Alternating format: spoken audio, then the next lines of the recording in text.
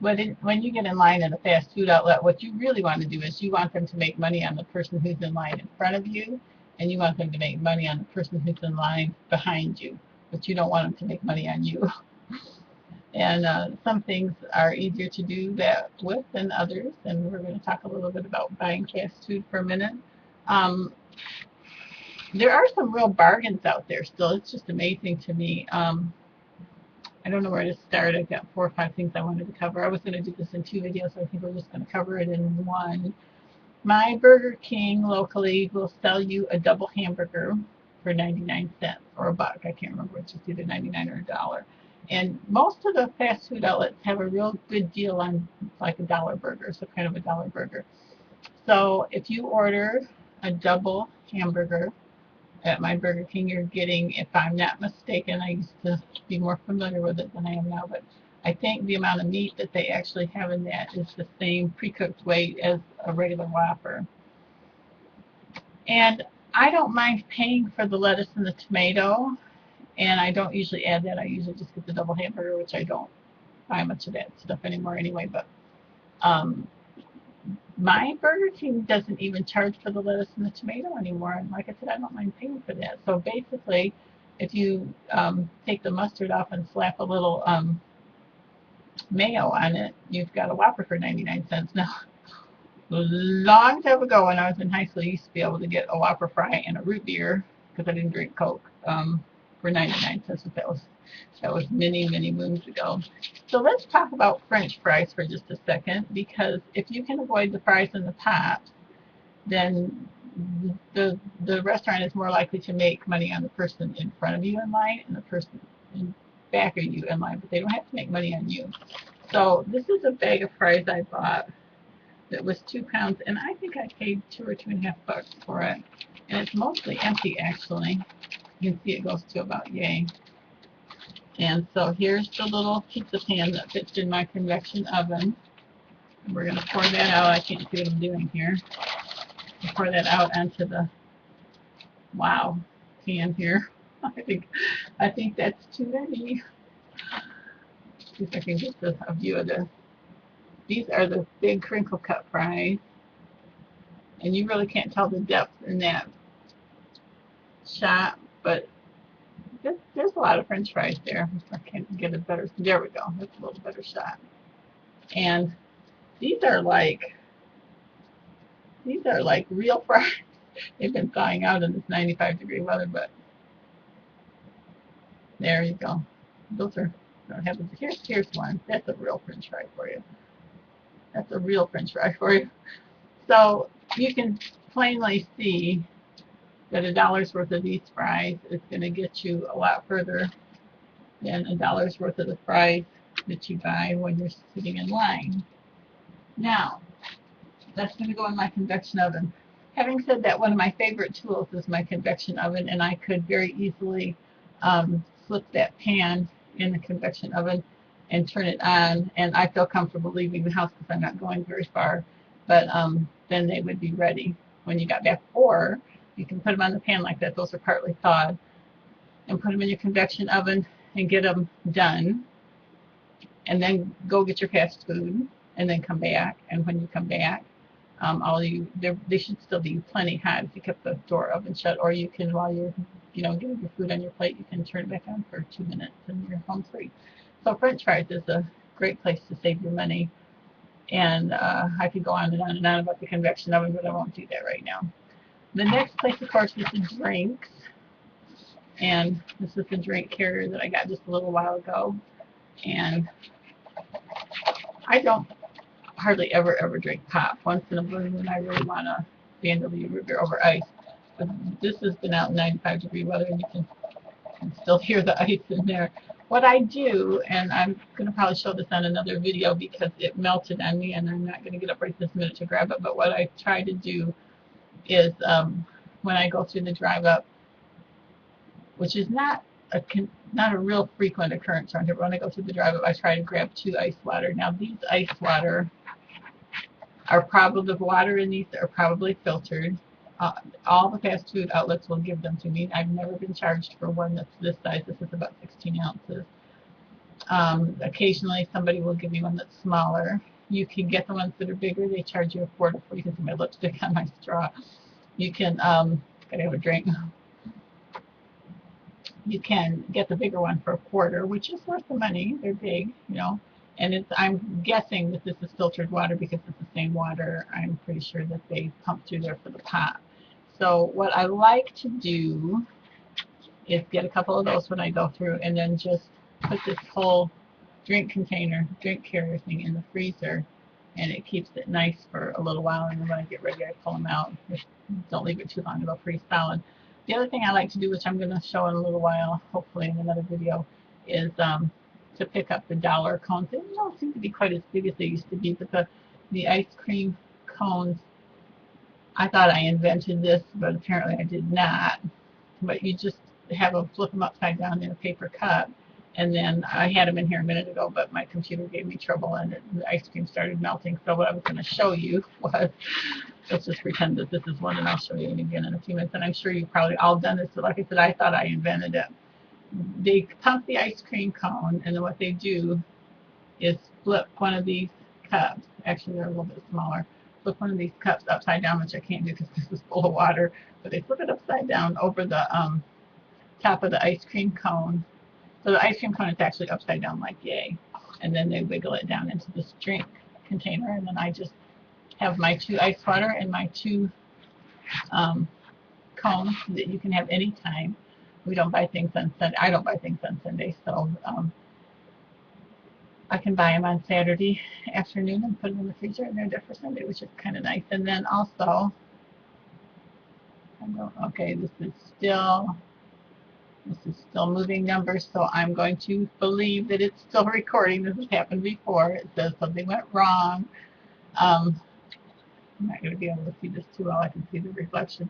Also, the fast food salads are 99 cents, and for that 99 cents, it's not a bad salad. I think they used to be a little bigger than that.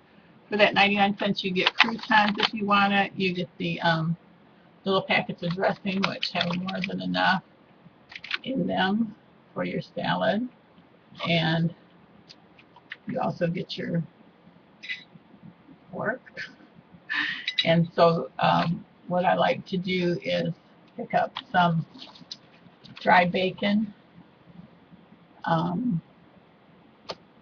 and you could put in strips of ham and cheese and make it what they used to call that, chef salad, or you could put in grilled chicken or whatever you like. You could put some pork chops in there, that would be really good. So we covered the double cheeseburger, the cones, the salad, the water, and the fries. If you watch the specials and watch the prices, it can save you a mountain of trouble. Fast food outlets have grown tremendously in the last 2 decades, and you figure all the things that you're saving, the grief that you're saving your family, and it doesn't have to be bad nutrition if you watch it. They have I'll go into a second video another time because there's some awesome stuff out there. One of which is Wendy's chili, about 220 calories for a small one. I think it's low in fat, high in fiber. The beans help keep your blood sugar stable longer. We're over 8 minutes, so I'm going to keep going here for a little. Let's see. There's several things at Taco Bell I think that are a good deal, and one of them is the regular taco. I think it's 140 or 170 calories for a crunchy taco, and they're 99 cents in my area. I don't know what you're paying for in your area. So let's see, where were we? It's kind of weird because you can't see yourself in here. I see the numbers rolling, so I've done this before. I'm trusting that it's still working. I'm trying to get in the groove here. I was going to make a separate video, which I think I'll do in a moment, about freezing dry mixes. If I can't get this, program to run a second video behind the first one, then it's going to be a few days before I get to it again. I kind of had a rough streak of being very, very under the weather, and just thought I would make a stab at this. I also want to talk about, I just want to mention these briefly because I'm on here and sitting here and ready to go before I see if it will actually load a second video. I also wanted to talk about maximizing your air conditioning units, barely getting by on food, during a difficult time and having the anticipation of luxury foods on a regular basis, which I think we need to discuss that again. It's been discussed before. When do food prices rise? That's another one I'd like to cover. I just started popping ideas on the way back from McDonald's today because corn rose 35% the other day. When to stock your freezer, there's two appropriate answers for that. Freezing dry mixes such as, I know I'm not going to hit all these videos today, so I'm probably doing this as a reminder to myself more than you. But dry mixes such as these corn muffin mixes that I really, really like. This particular one requires egg and milk, I think. Have made them without all the proper ingredients before. But freezing these, there's a reason and some more information on that. And also, anything like a cake mix, a brownie mix. I really love these cheesecake mixes. And they're very inexpensive, and it's a great luxury food to have on hand. Not maybe the most nutritious thing on the shelf, but so we will go into all that if the computer and the YouTube will let us. So freezing dry mixes, I want to talk again about the possibility of a grid failure because I heard some more about that on the radio today. I think that was about all I wanted to cover on the fast food, but I think we will go into that a little bit more later. So those are the up and coming videos. Like I said, I don't think they'll be all today. I want to welcome the new people who signed up recently. We appreciate your participation, so please keep us informed on things that you are aware of in your area. I just made a little crop tour. I went out for just a very few minutes and ran a very few errands. Actually, I went and did this little fast food run to make this video.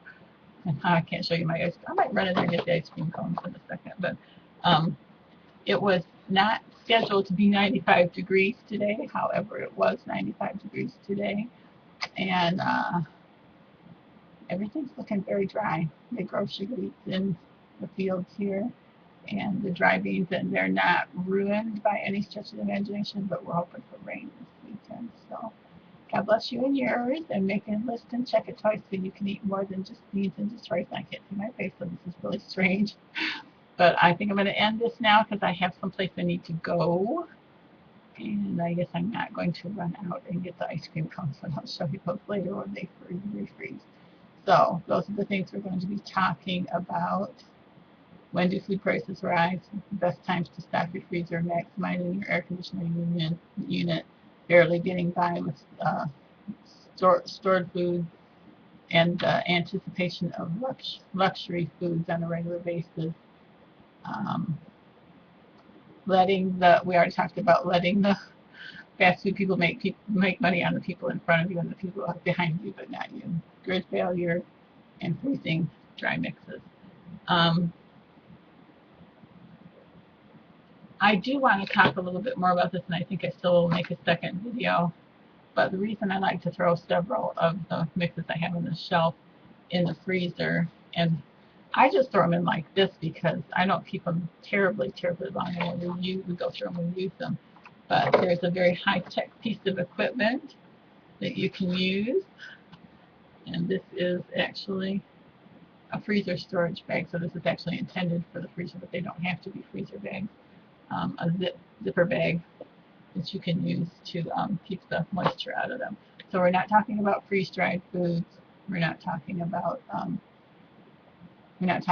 putting these foods in jars with oxygen absorbers, but just extending the life 14 minutes of the food by freezing it, which, like I said, we'll cover a little bit later. So that's a little intro to what's coming up. If I can get this thing to rock and roll, and think positive thoughts for my poor computer, because it's been threatening to leave this world for quite some time. So God bless you and yours, and we'll see if we can get this thing to publish. Thank you. Bye for now. God bless.